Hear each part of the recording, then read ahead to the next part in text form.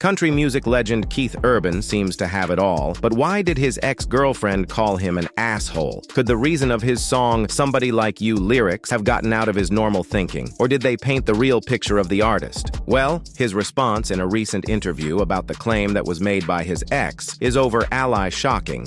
But let's first dive to understand who is the real Keith Urban, having been recently inducted into the Roll of Renown at the Country Music Awards of Australia in Tamworth. Born in New Zealand in October 1967, Keith's journey is one of immense success, resilience, and redemption, interwoven with profound personal struggles. His family, which moved to Brisbane, Australia, lived in extreme poverty, compounded by his father's alcoholism, which often led to violence. His wife, Nicole Kidman, described their home as essentially a shed, and their struggles alongside a strict disciplinarian father who never expressed love shaped much of Keith's own emotional struggles later in life. His life's hardships have also included Urban's house burning down at 9 years old, with their family's love for country music and support of their community helping them persevere. I saw that community sort of philanthropic heart in action, and that definitely had a big impact on me of helping other people.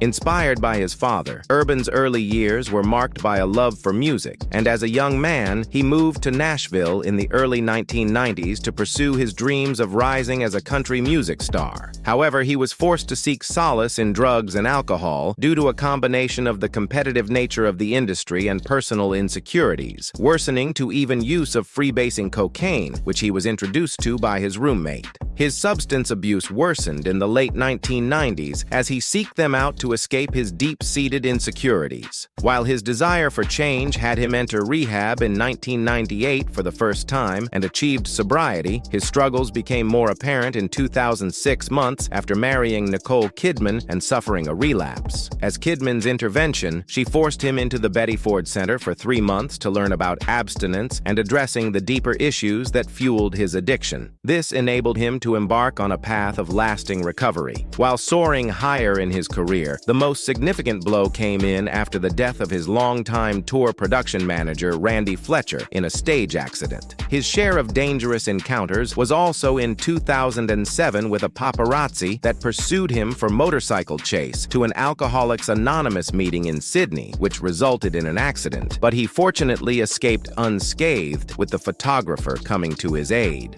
In 2015, Keith's father, Robert, succumbed to terminal cancer, but despite their complicated relationship, honored his father's role in introducing him to country music, a legacy that shaped his career. With 2 biological daughters, Sunday Rose, who is 16, and Faith Margaret, 14, whom he shares with Kidman, the 4 times Grammy Award winner is estimated to be worth $75 million as at 2025. Keith Urban's music often reflects his personal struggles and growth, being unabashed about his emotional vulnerability, admitting that he cries regularly as a way to release pent-up emotions. Considering his emotional openness as an essential for his mental health and creativity, his wishful thinking when writing his romantic chart topper, "Somebody Like You," did not resonate well with his ex-girlfriend, who referred to him as an asshole after listening to the lyrics of the demo that he had recorded. Urban, who released his 12th album High in September, continued by explaining that he often wrote songs with happy, optimistic lyrics as a way of coping during times that he was actually unhappy.